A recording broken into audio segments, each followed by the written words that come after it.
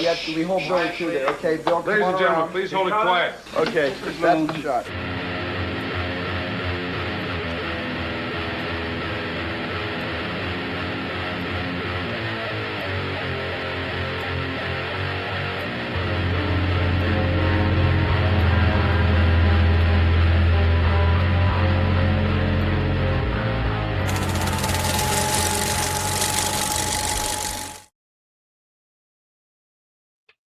Good evening, and thank you for ripping another ticket to Hellhound Film Club.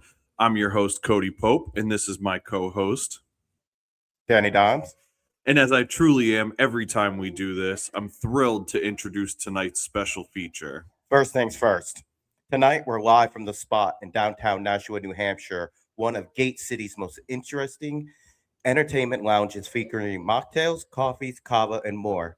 Check us out here for Hellhound Film Club live free movie night and podcast recordings on Wednesdays nights at 217 Main Street in Nashua, New Hampshire, when the doors open at 7 p.m. That's right. Join us for a good time.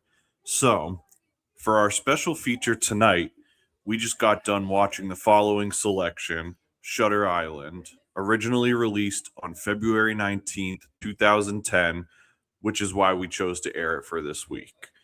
Imagine what it was like seeing this when it first came out. So, obviously, as it should kind of be stated, spoiler alert, this is a movie that's hard to talk about without spoiling it, so please go watch this and then come back to it. But if you haven't seen it yet, here is a brief synopsis. Like I said, here's a little bit about what it's about, but you really should go and watch it. Shutter is a 2010 neo-noir psychological thriller from one of the most iconic filmmakers ever, Martin Scorsese, who, if you remember from our recent episode of Taxi Driver that we just did, in Shutter Island, set in 1954, the implausible escape of a dangerous patient brings U.S. Marshal Edward Teddy Daniels, played by Leonardo DiCaprio, and his new partner, Chuck, who is played by Mark Ruffalo, to Ashcliff Hospital, a fortress-like insane asylum located on a remote windswept island. A lot of wow. That's a word salad right there. Holy goodness. I did not bring my thesaurus with me today. At least I got that word out right. Well played. So we had a bigger group of us here to watch this, believe it or not. But we're growing every week, baby. Growing every what a week. weird Make it audience. down here. Make it down here. But a couple people left before the end of the movie, which I don't understand, but I'm not going to get into it much. So with those of us that are here, they came and enjoyed the free movie screening. Yeah. So we've both seen this before. Had you guys seen this before tonight? So this was my first watching of Shutter Island. Really? Yeah. I would have expected you without a doubt had seen I know. I'm a fake Italian American, but no, just because you're in the film industry. Well, I would have thought that would have been. The worst part is I have homies who worked on this movie because they filmed it in Boston, in and around Boston, the Cape and stuff. So all of my 481 guys, a lot of the people who've been in the union for a while, worked on that. So that was really cool. So shout out to them. But yeah, no, I mean, I've had it spoiled for a long time. Like I knew, the switcheroo at the end, but there was a lot of stuff that I really was not anticipating in this movie, and it was a lot freakier than I was imagining. It was really weird to see Scorsese go in such a weird, freaky place. But yeah, I really enjoyed that. It's really different from his other work, but he likes to do a weird genre movie sometimes, and I love it when he does. I swear I've seen it before, but watching it, I was like, I don't remember this movie at all. But it was really good, and the twist at the end, I was like, oh, so it was an excellent movie. That's like almost one of the notes that I kept thinking to myself the whole time was, I wish I could I wish I could go back and rewatch this for the first time because, and it's funny because luckily, big shout out to Mike, the venue owner here at the spot. He even mentioned during the movie, he was like, dude, every time you rewatch this, it's like better and better. And I was like, it is, but it's like more of a game now. It felt like the first I watched it, I had no level of expectation. So it was easy to be like pretty like, wow, like that, what a twist. Yeah. But all the rewatches now, it's very much like, oh, did I notice this thing before? Oh, did I like pick up on it's like I'm just like picking up these little things that's like, oh, like they tell you from the very beginning what's happening and you just have to like be cognizant of it. Yeah. I gotta be honest. The very first time I watched this movie, it's been probably about 10 years since I've seen it. But the very first time I watched it, I had a feeling that this was an in your mind, your own kind of like the whole like Twilight Zone, the mechanic or the machinist, excuse me, the Fight Clubs, like this whole in your head thing. Yeah. But I wasn't expecting it to be played out with the twist of we created this in your head. Yeah. We helped role play this. I thought this was like all fantasy. Like I thought he was literally going to wake up almost like Wizard of Oz kind of thing. Like all this was in your head. You were there and you were there. But I wasn't expecting the depth of the role playing. Yeah, to be like they really facilitated this thing. Like that's pretty crazy. So there was kind of the little bits and pieces like in my head when I first watched it, like, okay, this is where it's gonna go. But now rewatching it and knowing the information I already know, the amount of nuances, little like Easter eggs almost throughout the movie. Yeah. Like when they were interviewing the patient. Oh well, let's not rush into it. Oh, see, I got so much to say now. I asked how you guys' first reaction was. He's about to go down the freaking Wikipedia already. Not even the Wikipedia, just point out things that I noticed.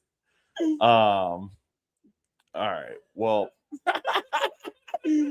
now we try to keep this train on track. Yeah, exactly. We know where Danny's trying to go. We'll get to the facts here. All right, I know you got some things. I wrote a few things down while I was watching. You want to go first? Run it. You go for it. Okay. The first thing, right, and I don't say this facetiously because I really love this movie. Even on a rewatch, I thoroughly enjoy it. Like it's a great movie, but there's just a couple things that it's like, how did I not pick this up the first time? Like it almost made me feel kind of dumb in a way, but then it's like, well, you don't go into a movie to over analyze it. So the first thing that I thought was weird, we all remember how this thing started. The boat's in motion. Yep. They're out on the water. You would think they would have met on the dock. Yeah, first. The partners just met for the first time on the boat. They didn't board this boat together.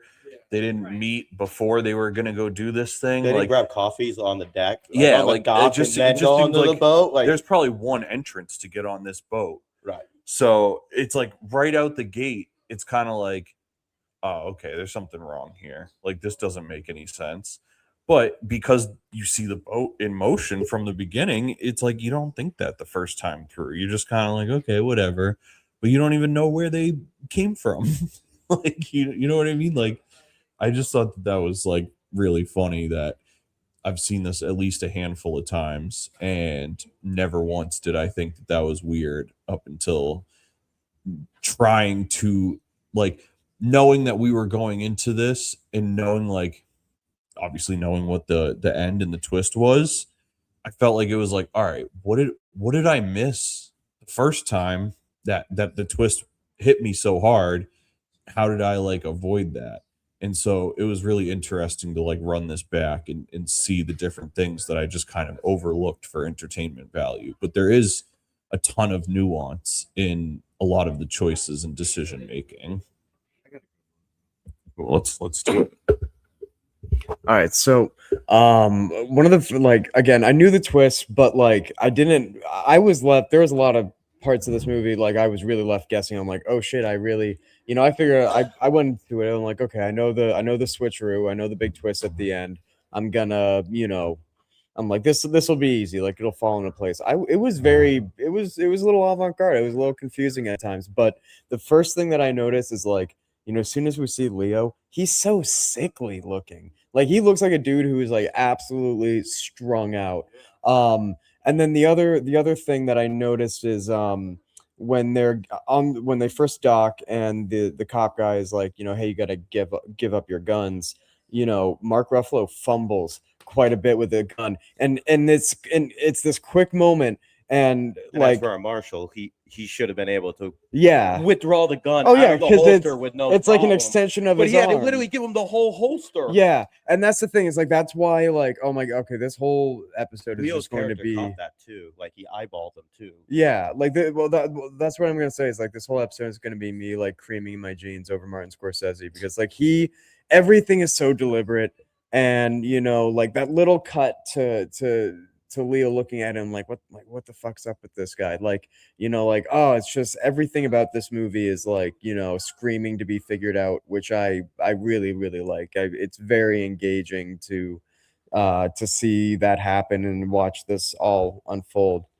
Well, it's no different. Like when they got off the boat, when they got off the ferry and they were docking, all the security guys were out there all armed to the T with guns. And Leo's character, Teddy, even says, like, your guys seem a little on edge. Yeah. And not knowing the ending at the beginning, like you're thinking, oh, it's because one of the patients escaped, so that's why they're on edge. No, it's because you're the patient. Yeah. And you have free run of the place. So like we're terrified right now. And that's really like it's like a lot of. But like on your first watch, you wouldn't think twice about that. No. On your first watch, you would be like, "Oh, they're at like a mental asylum. Of course there's going to be security everywhere." Yeah. Like you wouldn't think that that's weird until you evaluate it under context. And no different than, like you were saying, like just giving up the gun. He's like, we're duly appointed marshals. Like we federally have to have our gun, and it's like. No, now you're on here in the penitentiary. We have control, and this is our way of having control to get the gun away from you, because right now you believe that you're a federal marshal and you need to have a gun with you at all times. Yeah. It's like a lot of small little manipulations. Well, I think to add to that too, I imagine we all probably noticed this, but at no point does he light his own cigarette. And or even have a pack of cigarettes. Exactly. And so it makes you think, like at first you're like, oh, like what a nice guy. He always like has a cigarette and lights it for him. But then you're like, well, a patient wouldn't be allowed to have fire. But once again, it's like I never like thought that was weird the first time through until obviously it gets brought up, 80% of the way in. But it's like I was just like, oh, it's the 50s, everybody smokes. Like you just like that's what you do. It's cool. And then you like look back on it in hindsight and you're like, damn, like that's so smart to like to think of that ahead of time and write it in. It was just like, damn, that was cool. Well, that's like I was about to bring up, and you had me hold off for a second. But when they were interviewing the woman. When Chuck and Teddy were interviewing her, she had her own pack of cigarettes in front of her. She actually took her own cigarette out and lit her own cigarette, where he had to be given one, clearly because he was the patient and she wasn't the patient. She was actually part of the role play. That's why she had her own pack of cigarettes, is because she was allowed to have her own pack of cigarettes. In the same interview, it was actually funny because when Teddy asks about the doctor, she kept looking at Chuck because he was the doctor, and then she even turned around and made the comment about how he was easy on the eyes too, while he was like sitting right in front of her. Like this table over here is like, what would your podcast be like? It's like, I don't know. come over and be in ours. We're literally doing one right now. So I'm stepping off track for a moment, but We do that usually. related to this. All I could think about, and so just so obviously this episode comes out at a different day, but the day we're filming this is Wednesday, February 11th. We had this movie planned months ago because of its theatrical release date, like all the movies we pick. Michelle Williams is in this movie.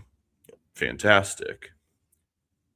What is one of Michelle Williams' like biggest things that she was part of? I don't want to wait for our lives to be over. I know, for real. Well, there went our monetization on this episode. I know, for real. We still need a few more. We need a few more subscriptions, so make sure you hit the subscribe button. Dawson's Creek. She was one of Dawson's girlfriends on Dawson's Creek, and James Van Der Beek just passed away today at he was like 48 or something like that. Wow. So just wanted to take a moment to big up James Van Der Beek, and in honor of James Van Der Beek, I was not much of a Dawson's Creek guy myself, but some of you may remember James Van Der Beek was in one of my favorite movies, Jay and Silent Bob Strike Back. Actually, it's on my list. Ooh, hopefully it's on my list too. But I wore my Jay and Silent Bob hat today. Rest in peace, James Van Der Beek. And then I got the little quick stop. Oh yeah, Doug. Sorry, I'm also going on a side note. I just watched Mallrats for the first time. Haven't seen that. So fucking funny. Neither of them deserve to get back with their girlfriends in the end. They're both like such pieces of shit. I mean, they're like lovable assholes, like 90s assholes. It's very of its time, but it's also very fun. And then I got Nashua Public Library, your DVD copy of Chasing Amy does not work, by the way. Just letting you guys know that now, if anybody is watching that from Nashua Public Library, but I'll let you guys know when I check it out. I got you whenever you need it. I got multiple copies. Oh, really? Oh, shit. Okay. Yeah. So no. Well, I've seen Chasing Amy before, but I'm on a Kevin Smith kick right now, and oh my god, dude, Clerks. Hey, not the wrong back kick. My god, I rewatched Clerks a few months ago too. It's such a comfort movie. I love every minute of it. It's just so simple and cheap but like lovable and homemade in all the best ways possible. But yeah, and I don't know. Sorry, we got to bring it back to Marty. Watch After Hours. That's a weird genre movie. That's a weird Marty genre movie. All right, I'm kicking it back. I'm rambling now. I could literally do a pod, not even an episode. I could do a series about Kevin Smith movies. Yeah. Like easily, like not even easily, just like top 3, if not top 5 filmmakers of all time for me. Like Kevin Smith is to like filmmaking the inspiration that I take to like doing music and shit, where it's like just I want to. Me too. I have the old the one that came in the double box. Yeah. Oh my god, so good. So if anybody can help us get Kevin Smith on the show, please help. You can tell my man would absolutely die. We'll go to Redneck and film there Kevin if we Smith can on the show. Tag right it here, guys. This album right here, The Howling Man, literally is all about the characters from Clerks and the characters from Rod Serling's The Howling Man. The story parallels their life to my own, and you can hear the samples and inspiration. So please tag Kevin Smith and tell him how much that we love him. We'll come to you, Kevin, if we have to. But yeah, Shutter Island, that movie that we just watched. Now, Martin, back to you, Marty. I thought it was super funny.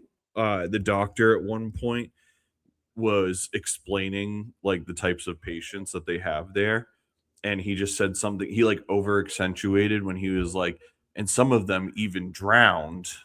And it was like watching it the second time, or like on a repeat watch, it really made me be like, oh, that was kind of mean. Like, like that was cold-blooded. To be honest, on the rewatch, the very first time watching it, I almost thought like the doctor was the bad guy in the movie. They frame him like he But is, I'll be like, honest, he's like rewatching Darth it now, Vader.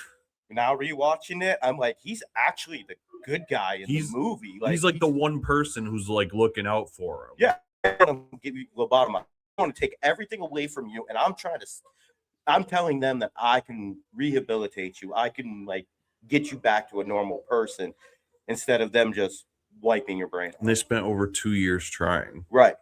And like the whole time, like the very first time I watched it, I was like, this is like the bad guy of the movie. Like he's like the asshole of the movie. And then like by the end, and now rewatching this, knowing it, like you can see small little like things that he's trying to do. Yeah. And you're just like, wait a minute, I didn't notice that the first time. I definitely didn't notice that. Like he was not the character I remember from the first time I watched it. So what was like the what was the like the trailers like for this movie? Because I'm young, so I was a kid when this came out, so I wasn't really said I was a kid. Yeah, well, I can't control when I was born. Sorry, guys. I don't know. I was old enough to experience 9/11, so I gotta get some street cred for that. Yeah, But, I feel you.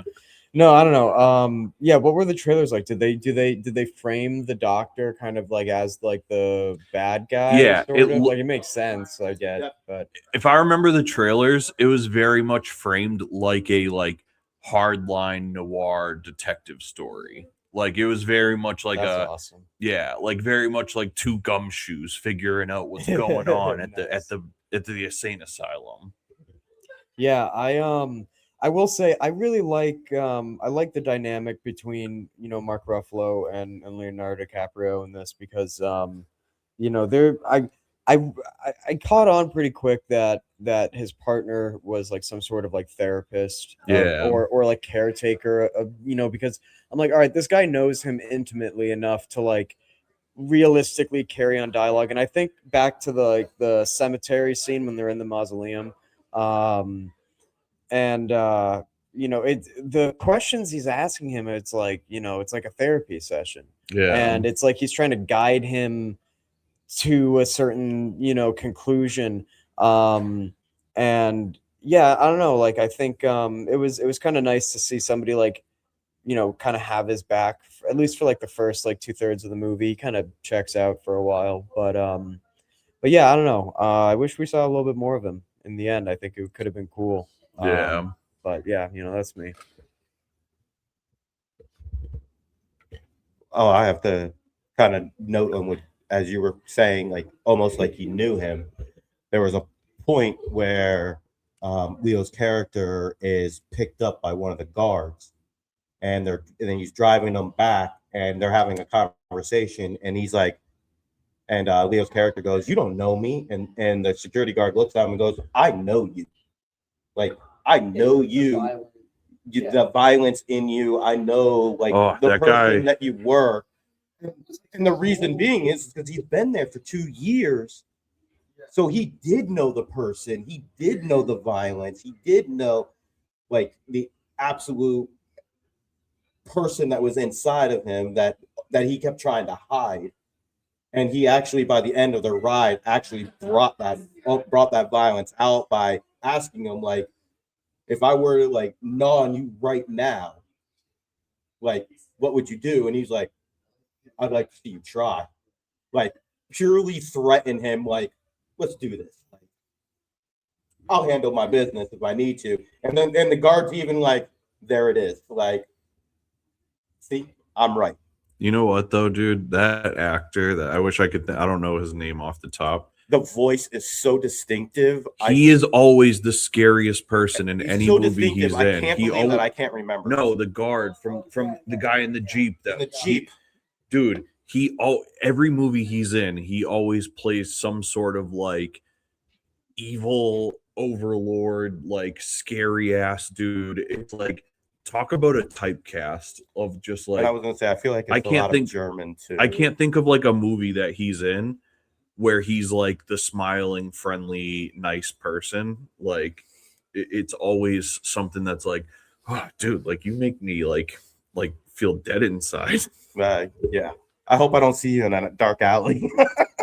Actually, I got a plot question. Yeah, shoot. Okay, so I caught on like with the first big dream sequence where like he's holding his wife and like she's kind of like bleeding from the stomach and then like she kind of like burns. So I got that like he shoots and kills her. But what's this whole fire thing? Because like I was a little confused because I'm like, did he then burn her in the house? And then somebody mentioned like, oh, there was a suicide and with the fire or Okay. This is little my lost. theory or my belief. sure. At the beginning, he told Chuck, his new partner, Yeah. that his wife died in a fire, Sure. Yeah. but it was the smoke that got her. That was important. That's what he said. But every time that he had something fake happen, something that wasn't real, fire was involved in some way. Like, so in that sequence, like he was dancing, holding her, and she burned away. Yeah. Later on, and it was actually, to me, well, you being a video guy, which I thought was greatly shot, the way it was shot was they were when he was in the cave, he was having the conversation with a woman that didn't exist. Yeah. But if you watch the scene, the way that it was filmed, Oh, and they're it by was a fire. predominantly Yeah. by the fire in the front. So Huh. to me, I felt every time the fire came into play, it was his fantasy world Yeah. that was in shit. play, because there was a scene where we brought this up earlier just recently. At no point did he light his own cigarette, which means he never had fire. But when he got to Ward C, Yeah, he's lighting out of matches. nowhere, he's lighting matches after matches after which matches. he like got from somebody he saw in a hallucination too, which was like by kind George Noyce, yeah. which he just saw Yeah. inside of Ward C. Yeah. Huh. So my belief is the fire is the representation of his fantasy world, where the water is the representation of his real world. Yeah, I mean, I think, yeah, I didn't think it was like a secret that like he used the fire thing because he created the other Andrew Latus, and you end up seeing the guy with the scar. Shout out to Elias Koteas. Nobody heard me show Casey Jones. Yeah. And Crash. Oh, I wish I could show Crash here, but that's a little too much for this room. Crash sucks. You talking about David Cronenberg's Crash? No, I'm talking about that movie that won the Oscar. Yeah, that's not the movie we're talking about. Definitely not the same. Yo, oh my. You Keep that same energy on David Cronenberg's birthday, which we will be celebrating here, by the way. If you want to come early for the filming of that, that is March 3rd. No, the only crash we recognize is the David Cronenberg crash. We would definitely need to have our own private screening room. Yeah, for you guys are all welcome to come over live and watch it. I have it on screening of that 4K. one for sure. That's the one where he fucks the cars, right? All right. Yeah. Yeah. Well, yeah, because there was like another movie that came out a few years ago that was also like that. I forget. It was I don't know, a steel or Transformers? something. Yeah, right. I don't know. Yeah, I will say there were like you realize. Sorry to weird transition back into the subject of tonight's podcast, but yeah, you realize very quickly that he's an unreliable narrator, which to me, it made it hard to kind of follow the plot and realize like what is happening and what isn't. And like I think they do a good job of through the dream sequences and like how many times that he has hallucinations of his wife pop up, that like, okay, like clearly he killed his wife. Like that's I think that becomes pretty obvious like halfway through the movie. Like even that first thing, like he's holding her stomach and it starts bleeding. I'm like, that either that means like two things, and one of them is that he killed her. So I don't know. But not it's weird to see Marty, like I know him. It's weird to see Marty get so Like I know him. yeah, like My boy Marty. My boy Marty. it was like a psychological like at times I was freaked out. There were some like decent jump scares. There was some like actual like real moments of tension where I was like freaked out. And I mean the movie is stunning too. I mean it's just so well made that like you really get lost in this like gray world that is somehow still like lit so beautifully. No, I'm glad you said that. One thing that I wonder, as like maybe you both know, as camera operators at some point, I noticed this time around, because obviously, like for me, I've been learning like camera and video stuff more the last couple years from my like marketing experience and stuff. So I don't have like the depth of knowledge of videography the way that I would like to yet, but I kind of notice now that every time they show him looking up at the lighthouse, that they use this like I think it's like a depth of field kind of thing, where it's like the focus is like kind of messed up, and so it seems like it's like always out of reach, and it seemed like an intentional camera thing. Potentially. I mean, I honestly like I mean I don't have a good like technical answer, because like I mean I camera operate for fun for from time to time, but I wouldn't be surprised, like the way, especially in this movie, like there are so many frames from this movie that just feel like a painting. Like I'm thinking back to like one of the dream sequences where like the car, oh yeah, where he's seeing like his wife and his daughter like by the car, and like they're the archways there, the car's in the middle, they're standing there. And like honestly I would not be surprised if that was kind of an idea of like this longing to figure out like the truth is there. And the other thing too, I mean, a lighthouse is the whole point of a lighthouse is to guide you to safety, like guide you back to where you're supposed to be. And I think that's no accident whatsoever. I mean, everything about this movie is like symbolizes something or is very metaphorical. And I'm gonna have to watch it a few more times to continue tearing it apart. But yeah, I'm a big believer in watching movies over and over again, because that's how you learn from them. And your first time watching a movie, it sucks if you're trying to be like overanalyze it. It's not fun. Just watch the movie, just experience it. And then your second and third time, yeah, like start picking up on stuff. But like this is one of those movies that you just got to watch, because it goes places that like, even if you know the twist, like how I knew the twist, I've never seen the movie, still really, really surprised by everything. Like, I mean, it went places that I just really was surprised to see. Especially in a Marnie movie, like really freaky stuff. I loved it. I'm just gonna take a stab at this on how I feel about your question. The fact that the lighthouse was almost like blurry, out of reach throughout the movie during his hallucination, like his hallucinations of his wife, she kept saying, "You don't want to go there." Yeah. So it was almost like the lighthouse was that fog that was like that he was living in. And if moment that he got there, that clarity, it was like almost like it went back into focus. Yeah. So it was like, you're living in this this fog, this haze. If you want to stay there, don't go to the lighthouse. If you go to the lighthouse, clarity will come, because you've now reached to where you don't like where you shouldn't like go if you want to stay where you're at.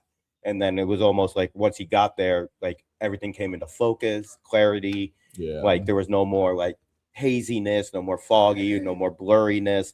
It was almost like it cleared everything up. So like can't say that it was done on purpose, but like the fact that that's how the lighthouse was represented throughout the movie, that would be almost like my take on it. Yeah, that makes sense. I want to go back to something you said too about the rewatch replay value.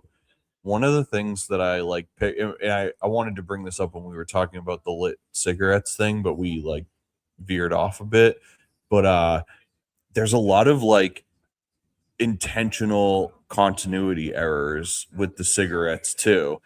Like they'll like light up a cigarette for him and then they'll cut away and go back and he's not even smoking. Yeah. Or the ash will just like stay in the same place the whole time.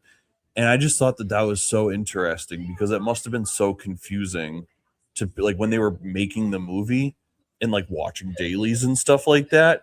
People had to have like pointed out like, dude, what is going on here? And to have to explain the like story process behind that.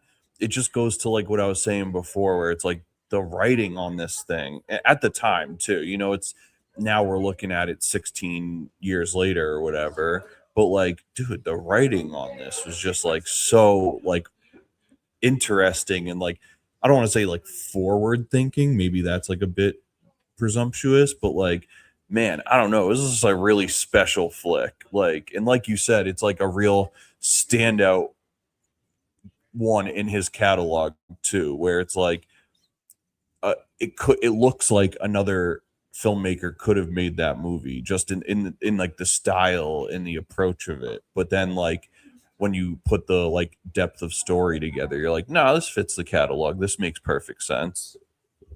I was gonna say, so I watched this this documentary with Martin Scorsese a while ago, and you know, they were interviewing his longtime editor, and I feel like a fake fan because I'm forgetting her name right now, but she's been working with him. I know, right? She's been working with him since like Taxi Driver, and she's cut every single movie, and something that Marty will do pretty often is like the pace and the flow and the feeling of the scene is more important than small like continuity errors, and you'll see tiny little like continuity errors like that throughout his filmography, and it's really fun because it's like, you know, it's when you're as good as Scorsese, like, and you get to figure out like how to break the rules, and he knows how to break the rules, and like,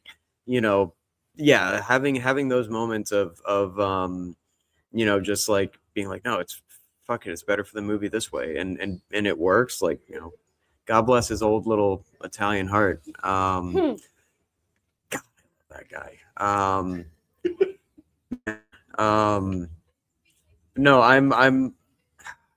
It actually it also really makes me think of Killers of the Flower Moon, like the sort of like darkness, like double life type character that Leo plays in that as well, and like the aloofness and the willingness that he's or the way he's able to let himself just like live lies. His you know, it's interesting to see these guys come back together and work together, and yeah, and I don't know, this was I don't know why it is taking me so long to actually finally watch this movie, but I really enjoyed it, and I'm excited to watch it again and really like pick it apart. And now I have a new movie I got to buy on Blu-ray, so that's awesome. I honestly felt like the cigarettes were part of the fantasy, that it wasn't even something that he really did. Like he wasn't really a true smoker, but his detective character was. Yeah. Because a bunch of the times, like you were talking about, he would literally light a cigarette, take 2 drags, and put it out. It's like he didn't smoke the way that Sheehan didn't use a gun. Right. And it's all because I almost felt that it was like a part of the fantasy, because every time he got a cigarette, he would have to light it. Yeah. The fire sequence again, the fire, like to go into the whole like this is part of the fantasy. This is part of like the role play. Yeah. So I feel like the cigarettes were actually just almost like the trigger to trigger the like between reality and the role play. So like every time he gave him a cigarette, it was like triggering the role play. I'm sorry, I don't. All right, let's both hand them over. No. Well, I was just gonna say that there was one scene where the wife showed up, and when she was disappearing, she like actually turned into ash, and then all of a sudden it came into like water. So I was like, "Ooh, there's something weird going on there." I Yeah, thought that was kind of cool. How that was kind of clever. How they played that in a little. I just remembered another really great moment is like when he's in the cave, you know, having the fire with like the imaginary woman, and she's telling him about like the side effects of the medicine. It's like, oh, your hands will start shaking. And I was like, in my head, I'm like, no, your hands start shaking when you're in withdrawal from something, like, you know, trust me, I know. But yeah, I don't know. It was like that was something I picked up on, and this wasn't even something that was spoiled for me. This was something that I was, you know, thankfully smart enough to figure out on my own. I was like, no, he's going through withdrawal. Like the moment that they offered him medicine, I was like, oh no, this is like they're going to like keep offering him medicine in some way. And yeah, I don't know. I thought that was like a really fun way. And the other thing, this is something that I really like about this movie too, is that it's not like this is just like a twist in the third act and like they've been playing the movie straight the whole time and now it's supposed to be this big realization. Like pretty much the moment the movie starts, you're really questioning like what's going on with Leonardo DiCaprio in this movie, what's going on with him. And like I like that it's the story is so engaging and the script is so thorough with like just throwing you off the right trail that like I just you know, it's just such a great approach to like keep it interesting and keep the audience guessing, as you know, giving them bits to figure it out but still, you know, allowing it organically to be surprising, you know what I mean? And I actually took that scene that you're talking about. You were talking about how it was like tremors or shaking from withdrawals. I took it as he was shaking because he was freezing because he wasn't warming up by the fire that didn't exist. Oh yeah. Oh shit. That's the way I took it, because the fire didn't exist. If you're trying to warm up and you're sitting next to a fire but doesn't really exist, you're not going to warm up, so you're going to keep shaking. Yeah. So that's how I took it, but you took it on a whole different side. They mentioned it at the end of withdrawal. Oh, Yeah. absolutely. Yeah. And let me derail this train for a second. You said something about something that wasn't spoiled for you, right? So let's have a little lesson on movie watching etiquette. Somebody came in to watch the movie tonight and you were sitting right here, dude, and they literally came in and they were like, oh, what are you guys doing? I was like, oh, we're watching a movie tonight. We're watching Shutter Island. Yo, the guy literally goes, oh, is that the one where he's a mental patient? I was like, bro, yes, that's the next 2 hours that we're about to go down. Thanks for fucking saying that out loud. I was like, dude, I know. Luckily you had known. But I was like, oh my God, bro. I was like, what society are we living in right now? I was like, here's a spoiler for you for the next time you watch it. Next time you watch it, pay attention when they do the flashback when they're at the camp and they shoot all the bad guys, I guess. Pay attention. Before one of the guys dies, he smiles at the camera. That's what I mean with his YouTube watching. I saw the same video. That's why I didn't mention it. Yeah, no, one of the extras that's like being shot. You like if you intentionally look for it, you literally just see him start cracking up, dude. Like, and then die. It's like it's embarrassing. I'm sure he was blacklisted after that. That's how I know you saw a YouTube video, because they literally say, "I hope that guy was blacklisted from Hollywood after this." I remember it quote for quote. There was a time to tell it again. You guys remember Teen Wolf with Michael J. Fox? Of Yes. course. All right. So I always thought I could do backflips on the top of a moving box fan. at like the very end of the movie, the basketball scene or volleyball, I don't know. I don't remember. Basketball. So the basketball scene, like when it came out on VHS and like home release, people watched it and like they saw what appeared to be this guy putting his dick away in the stands, and like people, it became like this like big online forum thing. It was like this whatever, like, oh yeah, there's some guy, some pervert, like, you know, the editors didn't catch this, whatever. And then years later, like somebody actually does research and they get like the home cut was like a different aspect ratio, and they get the actual like full screen version, and you see that he's just like fixing like his shirt and then zipping up his fly that was down. Like it wasn't anything like bad, but yeah, it's just funny. Like if you're an extra and you fuck it up in the take that they end up using, like congratulations, now you're the extra that fucked up in the very famous scene of the movie. But, that would be my goal. Yeah, right. That's how I'd be famous. I like how in this same podcast he goes, what was the trailer for this 2010 movie like? I was really young. And then by the way, have you seen Teen Wolf with Michael J. Yeah. Fox from like 1987 or something? I remember watching that after school at daycare. Like, hey, I watched it.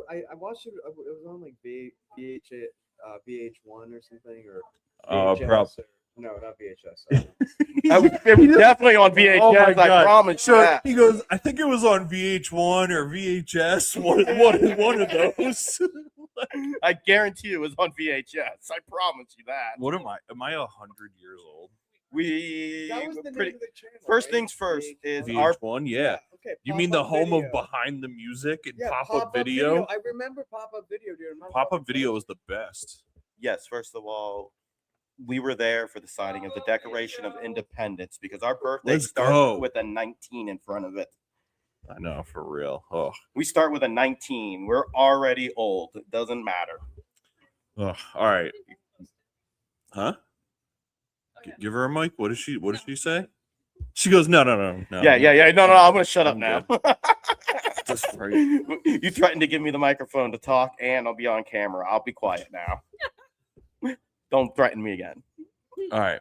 We got to get through our last couple segments. I did want to point out a funny thing that we didn't point out yet is like when they were going on one of their manhunts with all the guards. You just see them all sitting there doing nothing, throwing rocks. Yeah. Like, Because they knew that they knew that there was exist. nothing happening.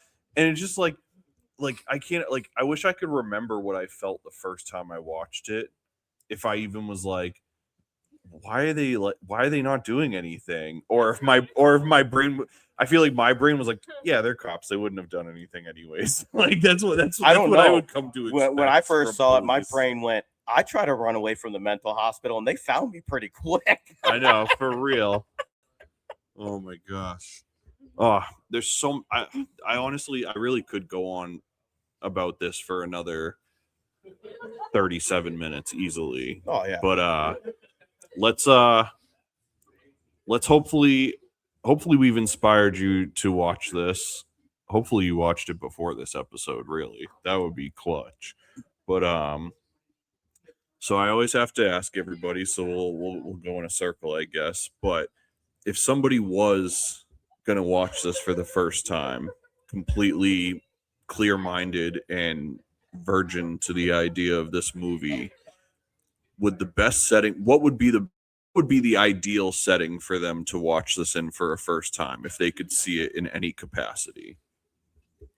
I would say like a rainy fall day inside, like, you know, or if it's like playing at like a local theater or something, going there and seeing it with people who really like that movie. because there's always a special feeling of being in the theater with people who really like what you're about to watch, and you get to experience that together. So yeah, either at home, rainy day, or at your local movie theater.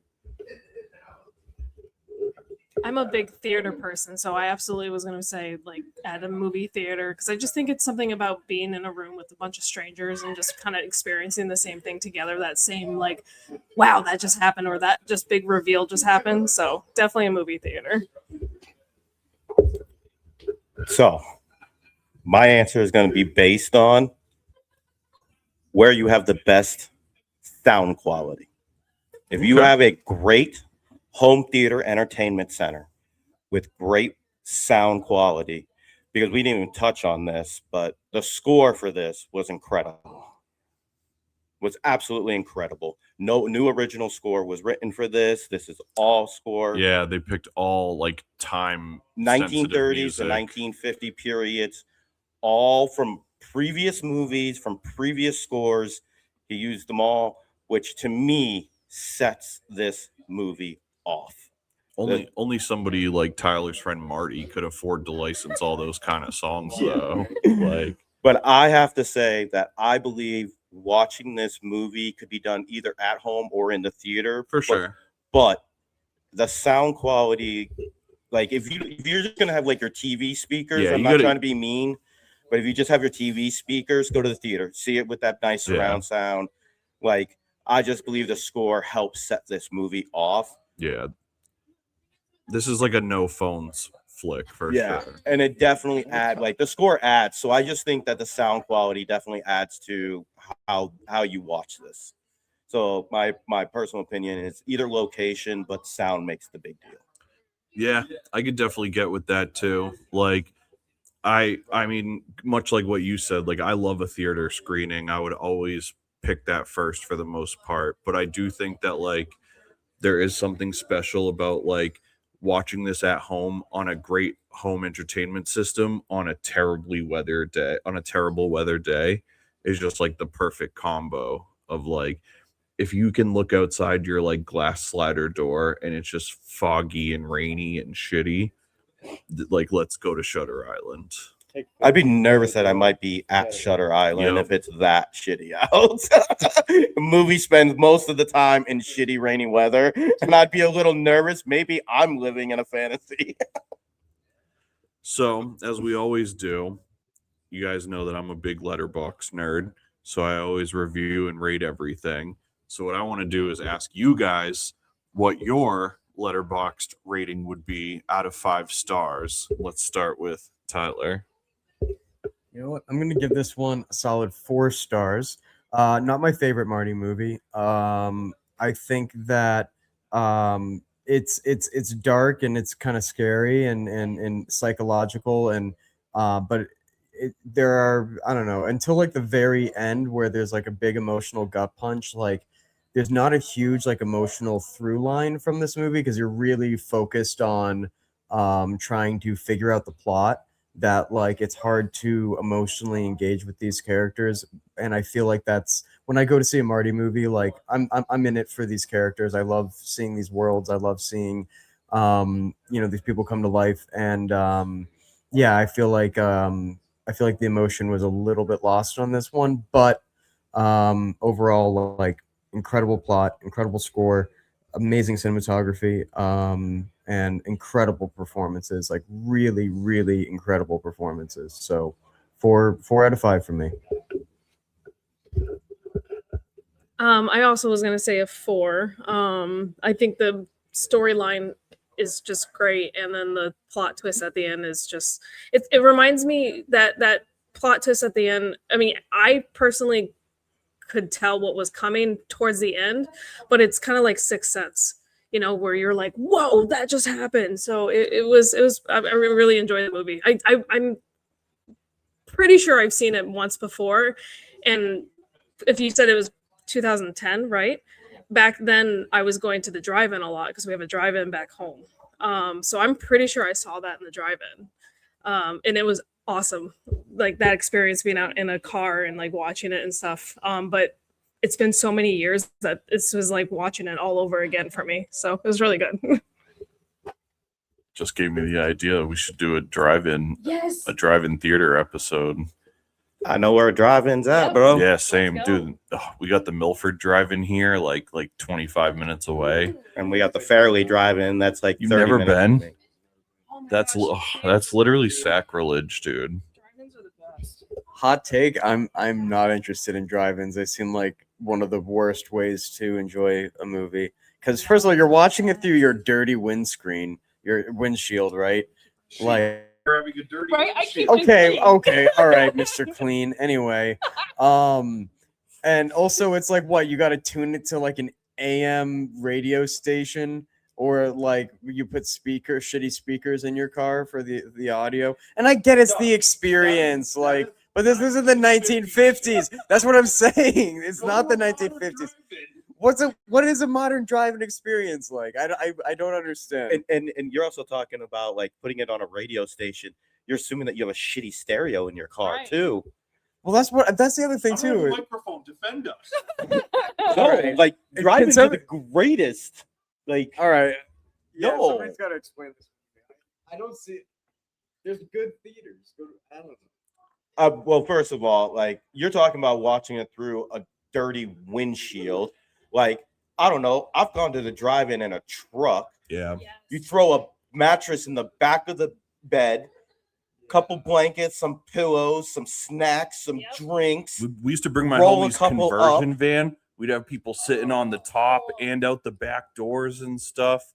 You Like, just sit there chilling. You cuddle up in the back of your bed of your truck. you People watch a bring movie lawn under the chairs. stars. they'll just Bring lawn crank the stereo, bring Yeah. lawn chairs, fucking smoke blunts, like, and they're a double feature. So it's almost always a programmed double feature. And I don't know what y'all, if like how y'all's double feature works down here, but I'll tell you right now, our double feature, there is a like little cut scene in the middle, like this, like I don't know, advertisement or something. I don't know what it is. I like that you like came from Tennessee to deliver that message. I don't know what y'all's driving theaters is like down here, but what I'm telling y'all's. It's like this intermission Yeah, thing that yeah, they play, and there's this hot dog that does backflips and jumps into a hot dog bun, and the entire place goes crazy. Oh, really? Starts honking the horn. They go wild. They lose their. I mean, Okay, you're I talking like a that. Friday. You're talking a Friday night at like 10 o'clock at night. Where is this? It's Fairleigh, Vermont. Okay.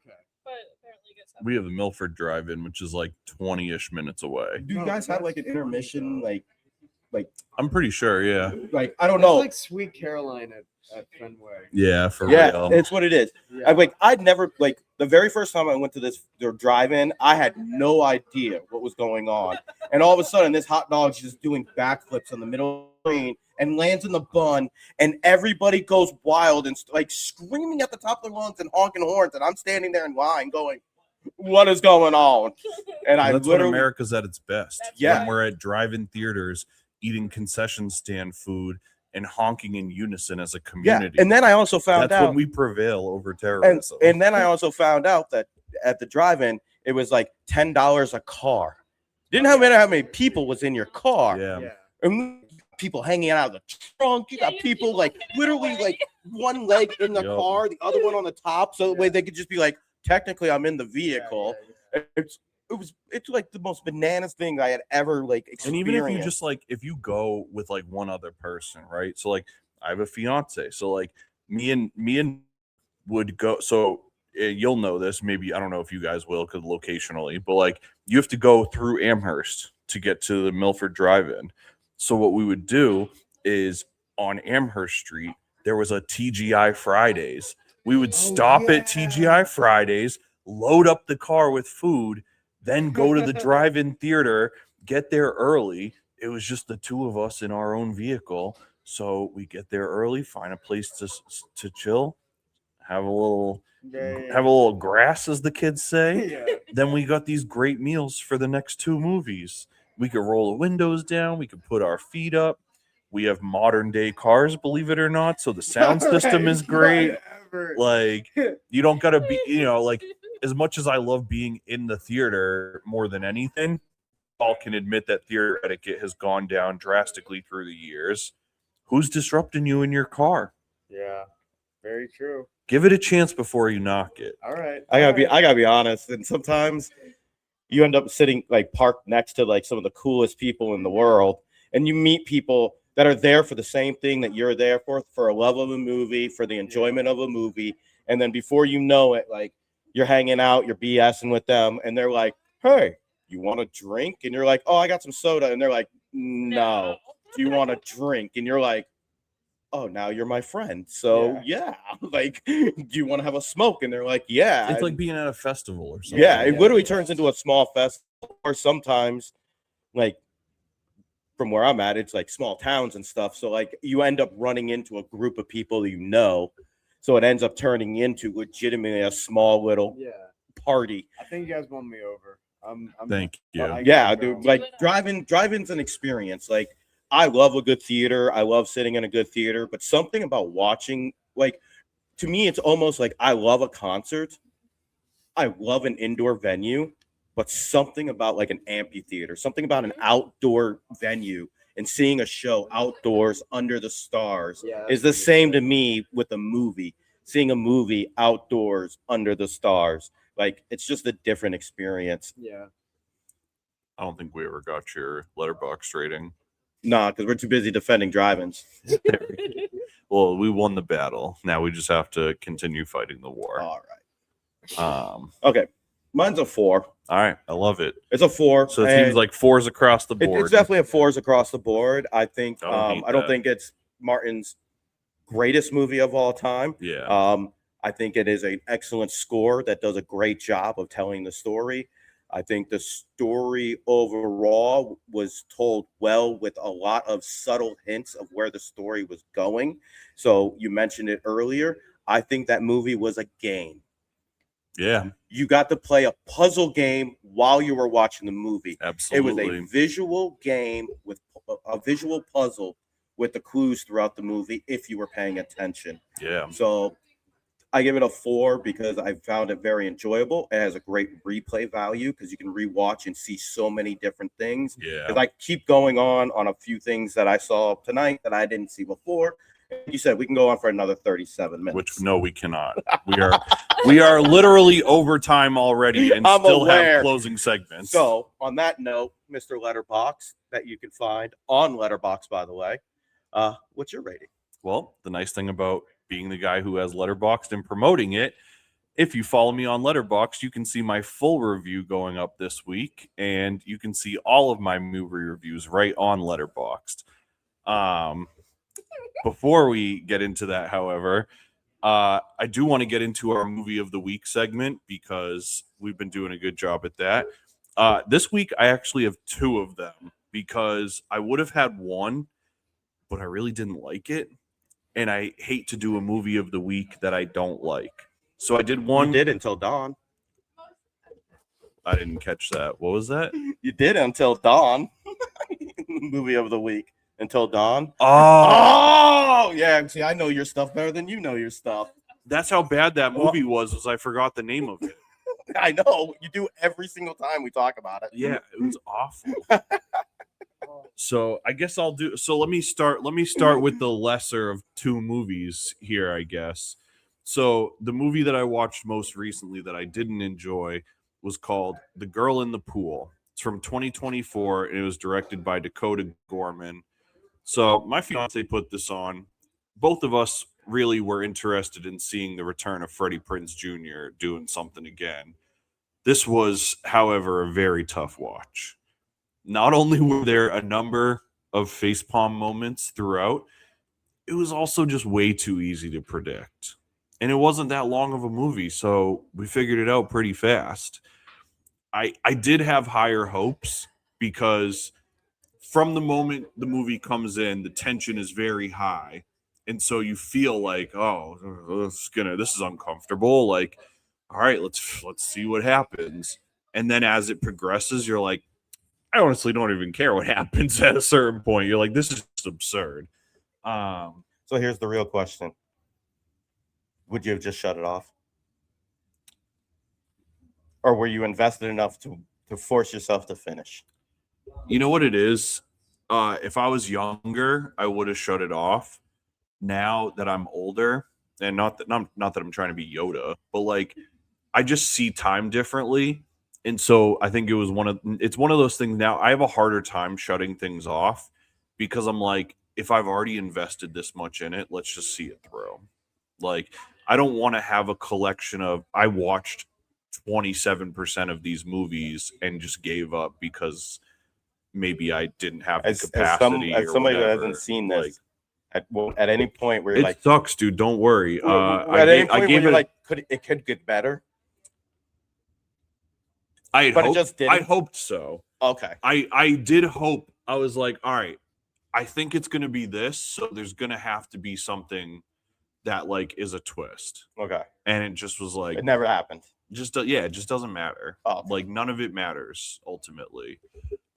So didn't really love that. That was called The Girl in the Pool from 2024. I do love me some Freddie Prinze Jr. though. Shout out to Freddie and SMG, the Hollywood's power couple.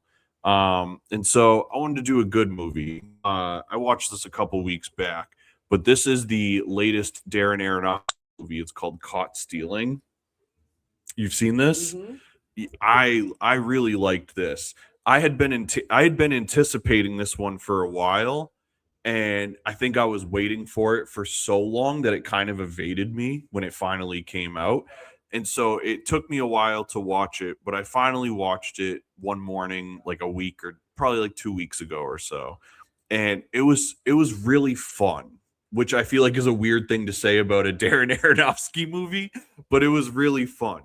It was surprising in a lot of ways for my expectations of an Aronofsky movie, but nevertheless, it was just like it kept you interested. It was really fun. He used a lot of different like filming and cinematography techniques that kept the pace going really fast, and it felt a lot different, kind of like Shutter Island, how it feels a lot different from the rest of Scorsese's catalog. This felt really different from Aronofsky's catalog, but it was just really enjoyable all the way through. I liked that this was one where I kept thinking I knew what was going to happen, and it would like really switch up on me. And so that was really fun. This one was like a solid 3 out of 5. Okay. Which I don't know if that sounds great or not. The only reason I didn't go higher than that is because there's just a couple things that it's like, you know. But I could see myself like rewatching that for fun, like multiple times. Okay, if you didn't catch that, Tyler said he's seen it. He would also give it a 3 out of 5. I definitely dig that for sure. So as we always say, if you guys are into the movie review segments, we try not to go too deep on those all the time, just on principle. But like I said, I'm on Letterboxd every week. Every movie that we do here at Hellhound Film Club, as well as anything that I'm watching in my free time, I always like to do an in-depth review on Letterboxd. So if you're interested in reading any of those, or if you just want to learn more about Letterboxd, here is a little clip about that before we get back to the closing series.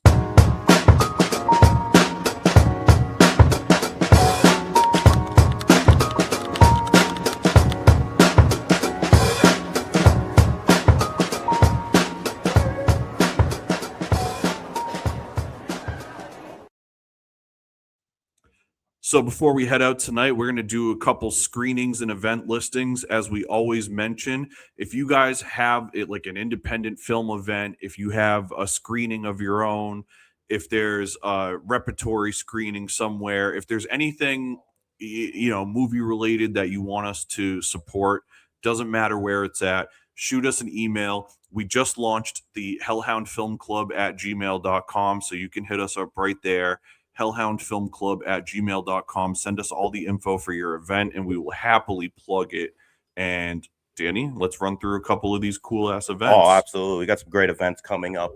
On Sunday, February 22nd, Sweet Smell of Success presented by Nashua Public Library at NPL Theater in Nashua, New Hampshire. On this week of the NPL Sunday Cinema Classics, they're screening Sweet Smell of Success.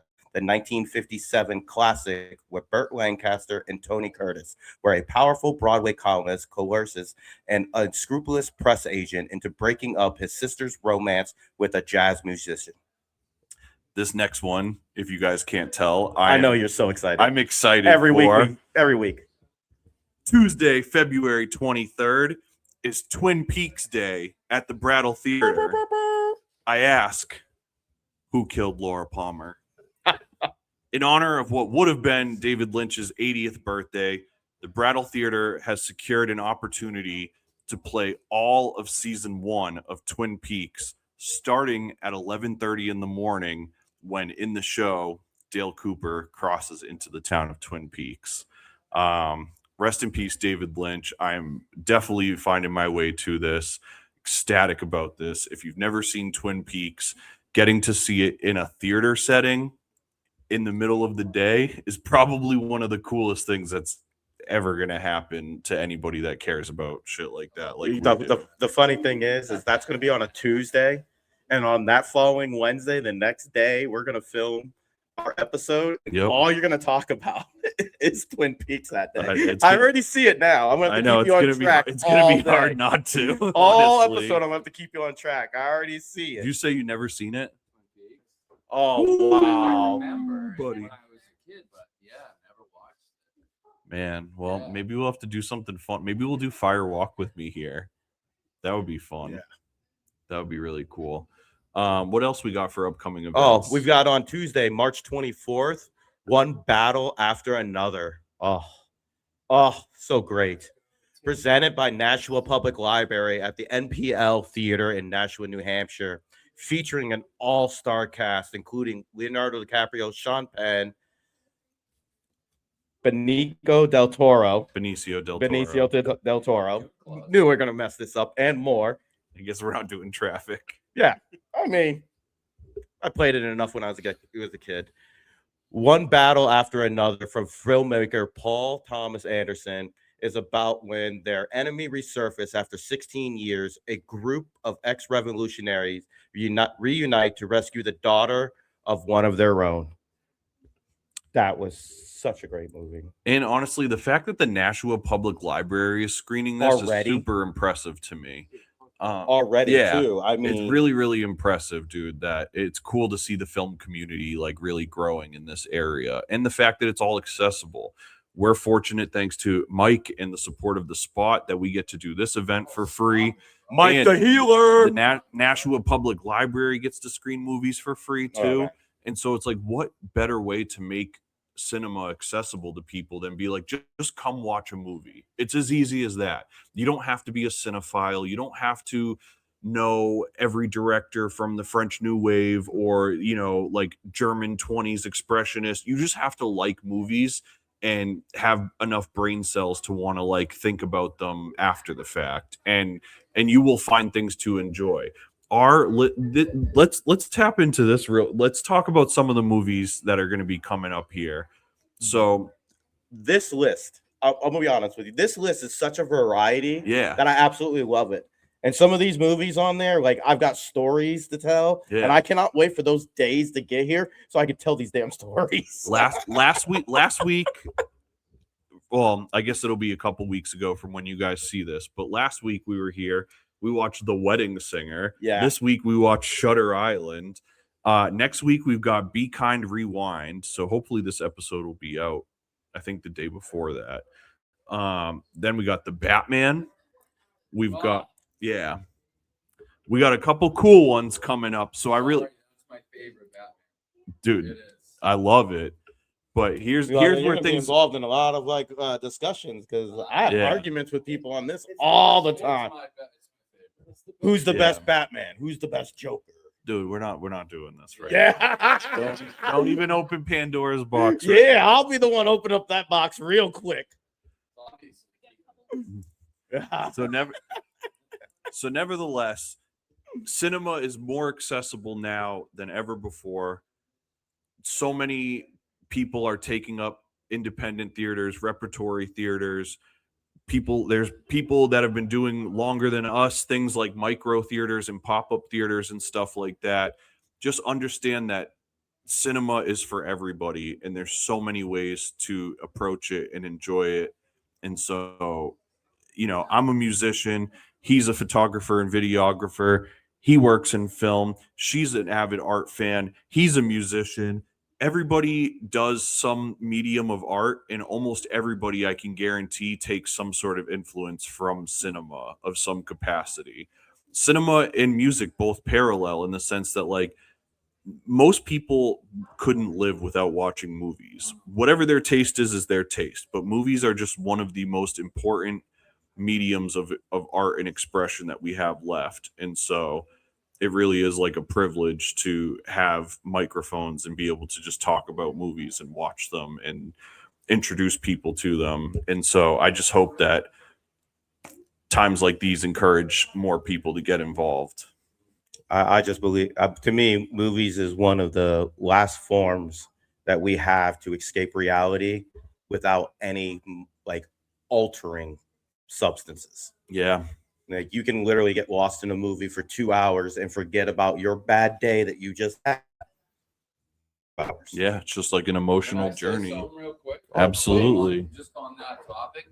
I mean, I come from a long line of addicts, and I've got 19 years clean myself. But from what you just said, the very first drug that I ever took was music. And I say that because I can be in the funkiest of moods. If I put the right song on, it's more powerful than any drug that I used to do. So talk about substances, music, movies possibly might be even more powerful than any of those drugs that we chose to do to fill that hole in the past. So thank you guys for being here. It's our pleasure. I'm happy to be your local movie drug dealer. I'm happy to get you your fix once a week. Right. And That was a good one. right. And as we always do, I want to take a moment to shout out some of our favorite local theaters. As we get to travel and experience more of the country, we hope to see more of the theaters in your area. So much like we always encourage you to email us at hellhoundfilmclub@gmail.com and tell us about your upcoming movie events. Also, let us know about cool theaters that we should check out. I'm going to be on tour a couple times this year. We're going to be doing runs throughout New England, throughout the East Coast. We're going to be doing a couple travel tours as well. And so I want to find cool theaters in all the different places. So shoot us emails and drop comments in the comments on this video. Let us know what theaters that we need to check out. Some of our favorites that we have to show love to include the Coolidge Corner Cinema in Boston. It's right outside of Cambridge. It is one of the best theaters in all of North America. Incredible filmmakers. 104, right? Oh, you're talking about the Vista Vision. Yeah, there's something special. 104, right? Yeah, so Coolidge Corner is one of the rare cinemas in the world that has Vista Vision. It's a nonprofit, community-supported theater. They have easily they might have the best programming in all of New England, like if not further. It is absolutely one of the best movie experiences, without a doubt. Anytime you look at the calendar for Coolidge, you will see movies that you will not see anywhere else, without a doubt. Same vein as that, Brattle Theater, also outside of Boston. Different size and style of theater, incredibly historic building, phenomenal programming. And fun fact, not to go down too much of a rabbit hole, but we always talk about Criterion Collection. Criterion Collection was founded by a guy, or maybe two guys, that run a company called Janus Films, which was they used to work out of the Brattle Theater. Really? So that they worked they have like a connection to the Brattle Theater before moving on to the Criterion. Wow. Yeah. So Brattle like has a lot of like really cool deep history there as well. Even though they sold out of Casablanca tickets this weekend before I could get them. I got to shout out the Wilton Town Hall Theater as well. Wilton Town Hall Theater, as we always say, is in Wilton, New Hampshire, about 30-ish minutes from where we're at right here in downtown Nashua, New Hampshire. Wilton Town Hall Theater is in their historic town hall building that has been up since like the 1800s and has hosted the most insane slew of events through over 100 something years. Now it has become a 2 screening room movie theater. Every screening is free. All you do is pay cash for the concessions. And same thing, the programming is just unbelievable. It's a community theater. It's just like if you're in this area, it's worth checking out. The screening rooms are super small and intimate. It feels like what I imagine like a 70s like black box theater experience was like. It's like there's maybe 20 or 30 seats, decent sized projection screen, and it's really just like lock in and get lost. So what I would build in my house. Yeah, absolutely. It's like if you had 2 open rooms in your house. Sorry. No. And lastly, the New Hampshire Film Festival is going to be October 15th through the 18th throughout downtown Portsmouth, New Hampshire. Submissions are open now, and if you want more details to get involved, you can go to nhfilmfestival.com. So as we mentioned, please send us all of your event listings, send us your theater recommendations, hit us up and give us some feedback on the show. Drop it in the comments or shoot us an email at hellhoundfilmclub@gmail.com. Before we head out, the last thing that we want to do is talk about a couple movie podcasts. We're going to keep expanding on this list. So if you guys have recommendations for us, please shoot them our way and we'll definitely check them out. These 3 I've mentioned the last couple episodes, but I think they're really plentiful and they really have a lot of substance to them. One of my favorites of all time, as I always mention, You Must Remember This. It's hosted by Karina Longworth. She does these every season is a different theme. These really intricately researched seasons of what she said she describes as the secret and or forgotten histories of Hollywood's first century. So she goes back to like the early 1900s and like really like researches some of these like fucked up stories behind like the people like of Hollywood and directors and like the things that had to happen for us to be in like the place that we're in today cinematically. So You Must Remember This. There's a ton. It's been on for like over a decade, so you'll have stuff to listen to pretty much forever if you go and check that out. A funny show on YouTube that I love is Joe and Ronan Talk Movies. Joe List and Ronan Hirschberg are 2 stand-up comedians that do, as the title implies, and talk about movies. They're incredible stand-up comedians, so they have hilarious takes on movies, and they'll watch new stuff, old stuff. It doesn't matter, but if you're involved in the YouTube community looking for more movie stuff, that is a hilarious show that they put out. That's Joe and Ronan Talk Movies. And lastly, One Handshake Away, hosted by cinema icon Peter Bogdanovich shortly before his passing. One Handshake Away is a collection of unprecedented long-form conversations with some of the most acclaimed directors working today. Quentin Tarantino, Ken Burns, Greta Gerwig, and many others pay homage to the influence of the directorial legends of the past, bringing listeners one handshake away from the icons of Hollywood's past and present. So, man, thank you guys for coming out tonight. This was a blast. This was a great show, man. I hope everybody, It's a great night. I hope everybody watched Shutter Island before this, but if not, I hope you're still inspired to go and watch it after this. As we always mention, new episodes hit YouTube every Tuesday night at 8 p.m. If you want to join us on Patreon, you can join for just $1 a month, and you'll get early access to every Hellhound Film Club episode. You'll get exclusives from Cody Central. You'll get all of the Hellhound Publishing music releases ahead of their actual release date. So you'll get pre-streaming links that you can listen to exclusively yourself. We've got extra bonus videos. We've got all sorts of documentaries, interviews, bonus clips from some of the podcasts, all sorts of stuff on podcast. All sorts of stuff on Patreon. We've been on Patreon since 2018, building it up over there. So as soon as you join, you can go back and find stuff that literally you can find podcasts that I've done that don't exist anywhere else in the universe. And some of them I don't even have on my computer anymore. They just live on Patreon. And so there's really cool stuff that you can find on there. And as we grow that, all all of that subscription stuff really helps us do what we do here. So thank you to everybody from Patreon that's been supporting. And if you're interested in joining the Hellhound Film Club, please consider going to patreon.com/Hellhound Publishing.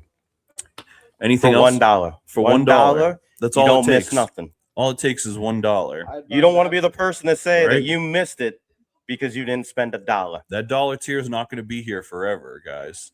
Get in while you can. Eventually the dollar tier is going to close, and you'll have had to have been grandfathered in to get it. So shout out to everybody that's been supporting us.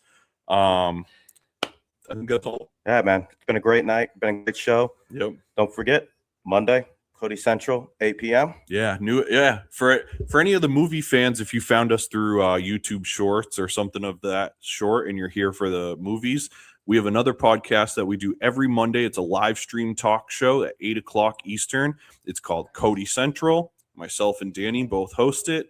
We interview musicians, filmmakers, athletes, life coaches, models, photographers, restaurant chefs, restaurant owners, all sorts of stuff. It's all walks of life. It's just a cool lifestyle conversation talk show kind of thing. So join us there, Cody Central, every Monday at 8:00. Every Tuesday at 8:00, new episodes of Hellhound Film Club drop. And every Wednesday, we are right here at the spot. 217 Main Street, Nashua, New Hampshire. No booze, all vibes. Make sure you guys come out. They have a great selection of mocktails, coffee, kava, tea, all sorts of really dope stuff. Now we have the new exclusive late night menu from one of my favorite places in the world, Joanne's Kitchen. Joanne's Kitchen is right next door, and they've done us all the honor of putting together an exclusive late night menu that you can order here and get delivered here at the spot. It's right next door. You literally go up to the bar, order your food, and then they're going to bring it over to you right before the movie starts here at Hellhound Film Club every Wednesday. I had the steak and cheese. So good. Right. But it was huge. I couldn't even finish it, but it was delicious. And I'm looking forward to eating here every Wednesday. And because it's already on social media and all of that stuff, I want to take a moment to shout out. Tyler has a new film coming out this year called Joey's Big Reveal. Danny and I have had the honor of seeing a rough cut of it. It is honestly one of my favorite things that I've watched in a while, and I'm not just saying that because you're here. It's some of my favorite writing. We're going to definitely do a Hellhound Film Club screening of that and talk about it, but be on the lookout for that. Go on social media, look up Joey's Big Reveal. That way you can stay tuned. And that's all from me, guys. Any final words? Man. I got some Cody Pope dates coming up. If you want to come see me out on the road, I'm going to be on the road from the end of March to the end of April. I'm going to be going across New England, doing some other out of New England East Coast dates and stuff like that. We're going to be in Burlington, Vermont. We're going to be in Manchester, New Hampshire. We're going to be in Providence, Rhode Island. We've got a bunch of dates coming down the pipeline. So stay tuned for that. www.cody-pope.com. Hellhound Publishing is the universe. We love you guys so much. Have a great night. Get home safely. Good night. And don't forget.